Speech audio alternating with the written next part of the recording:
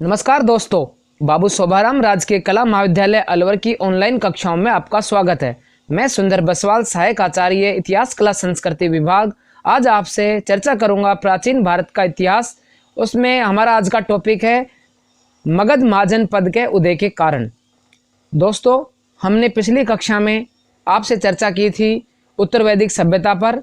उत्तर वैदिक सभ्यता का कालक्रम 1000 ईसा पूर्व तक रहा और 1000 से और अब 600 ईसा पूर्व के आसपास उत्तर वैदिक सभ्यता जो अपने पतन के काल में थी। इस दौरान 1000 ईसा पूर्व के बाद महाजनपदों का उदय हुआ। इन महाजनपदों में सबसे जो महत्वपूर्ण प्रभावशाली महाजनपद रहा वो था मगध महाजनपद। इस मगध महाजनपद पर आज हम सभी आयाम और पहलू पर चर्चा करेंगे। मगध महाजनपद से पहले मैं आप लोगों को महाजनपदों की जानकारी दे दूं कि उत्तर वैदिक काल के पश्चात आर्य जो कबीले थे वो अनेक जनों में विभक्त हो गए। ये जन धीरे धीरे कबीलों के रूप में बढ़ते गए और फिर ये संगठित होकर जन कहलाए। और इन जनों में जो शक्तिशाली जनपद थे वो महाजनपद कहलाए। इन महाजनपद ईसा पूर्व से 600 ईसा पूर्व तक इन महाजनपदों का इतिहास कहलाता है। और इन महाजनपदों का भारत के इतिहास के ग्रंथों में, मुख्यतः बौद्ध ग्रंथ अंगुत्तर निकाय में, इन 16 महाजनपदों का वर्णन मिलता है। इतिहासकार डॉक्टर राजबली पांडे इन 16 महाजनपदों की राजनीतिक और सांस्कृतिक स्थिति पर प्रकाश डालते हैं और इनके बारे में विस्तार से वर्णन देते हैं। आइए आज हम चर्चा करते हैं इन महाजनपदों के बारे में। अंग महाजनपद जो पहले जिसका जो बड़ा परिचित चर्चित रहा है वो मगध जनपद के समीप ही था, भागलपुर के समीप। इसकी राजधानी चंपा थी।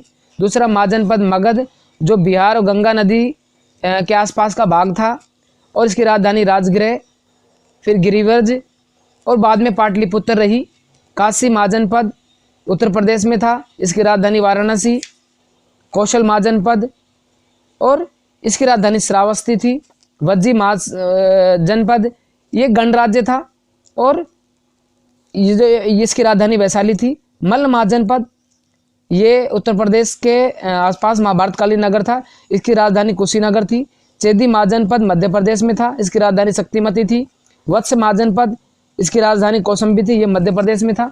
कुरु महाजनपद दिल्ली के आसपास का क्षेत्र था, इसकी राजधानी इंद्रप्रस्थ थी। पांचल महाजनपद ये रोहिलखंड और गंगा यमुना का क्षेत्र में था, उसकी राजधानी काम्पिल्य थी, यह छतरपुर भी कहलाती है। मत्स्य महाजनपद हमारे राजस्थान के अंतर्गत, इसकी राजधानी वर्तमान जयपुर में स्थित विराटनगर बैराट थी। इसमें अलवर, भरतपुर, धौलपुर, जयपुर का क्षेत्र आता था।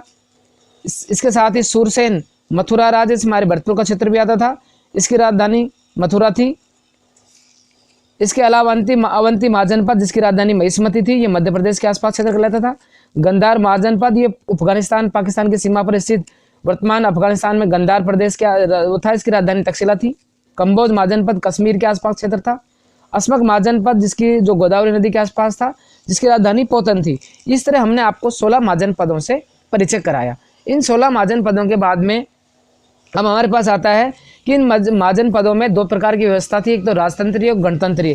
कुछ महाजनपदों में गणतंत्रात्मक व्यवस्था भी थी और इन सब महाजनपदों में मगध सबसे शक्तिशाली महाजनपद के रूप में बनकर उभरा। इस मगध महाजनपद के उदय के क्या कारण थे, उन पर आज हम चर्चा करने जा रहे हैं कि इन मगध महाजनपदों की जो पहली जो हमने देख रहे हैं स्क्रीन के ऊपर, वो मगध की भौगोलिक अवस्था। मगध महाजनपद भौगोलिक दृष्टि से गंगा यमुना के बीच की भूमि में स्थित था। ये भूमि भौगोलिक दृष्टि से वनों से घिरी हुई, सामरिक दृष्टि से, रणनीतिक दृष्टि से ये एक प्राकृतिक दृष्टि से समृद्ध भूमि थी। इसलिए मगध महाजनपद को आगे बढ़ने में, साम्राज्य विस्तार करने में कोई समस्या का सामना नहीं करना पड़ा। खनिजों के रूप में लोहे की प्रचुरता। इस काल में लोहे के आधार पर शस्त्रों का निर्माण होने लगा और लोहे के शस्त्रों के निर्माण में जैसे कि कवच या ढाल या तलवार, इनके निर्माण में मगध महाजनपद के पास इसकी बाहुल्यता रही। लोहे की प्रचुर खानें यहाँ उपलब्ध थी, इसलिए मगध महाजन के पास सेना के पास अच्छे हथियार होने की वजह से उसको विजय मिली। हाथी सेना, गज सेना ऐसा कहा जाता है कि उस समय मगध महाजनपद के पास ही थी। इस तरह हाथी सेना के दम पर मगध महाजनपद आगे बढ़ा और साम्राज्य का विस्तार किया। मगध की गद्दी पर बिंबिसार से लेकर अजातशत्रु से लेकर योग्य व्यक्ति गद्दी पर बैठे, इसलिए मगध महाजनपद आगे बढ़ा। मगध शासकों की सहिष्णुता की नीति, मगध जो शासक गद्दी पर बैठे वो अधिकतर बौद्ध धर्म से प्रभावित थे, इसलिए उन्होंने सहिष्णुता की नीति के तहत सभी के साथ समान व्यवहार किया, इसलिए जनता में उनकी लोकप्रियता की छवि के कारण जनता ने उनका साथ दिया। इसके साथ आर्थिक रूप से संपन्नता, गंगा यमुना की भूमि होने के कारण यह क्षेत्र आर्थिक दृष्टि से संपन्न था, जनता खुश थी, जनता कर देती थी और राजकाज फल फूल रहा था, इसलिए यह महाजनपद आगे बढ़ा। उसका उदय अन्य महाजनपद तुलना में श्रेष्ठता से हुआ। उपजाऊ भूमि और महात्मा बुद्ध का प्रभाव, महात्मा बुद्ध के प्रभाव होने से यहाँ शांति थी और इन लोगों को आगे बढ़ने में या तकनीकी रूप से विकसित होने में मदद मिली। मगध वासियों का साहसी होना, मगध की जनता देश के प्रति राष्ट्रभक्ति रखती थी, इसलिए मगधवासी बढ़ चढ़कर सेना में भाग लेते थे और जो मगध के शासक थे वो न्यायप्रिय थे। इस तरह इन सब कारणों के आधार पर मगध जो महाजनपद था उसने अपने लोगों के साथ में मगध की जो शक्ति थी उसका विस्तार किया, साम्राज्य का विस्तार किया और मगध महाजनपद आगे चल करके पूरे भारत पर अपना साम्राज्य स्थापित कर लेता है। इस तरह से मगध महाजनपद की ने पूरे भारत में अपना परचम लहराया। इसके बारे में आज हमने आप लोगों से चर्चा की। धन्यवाद।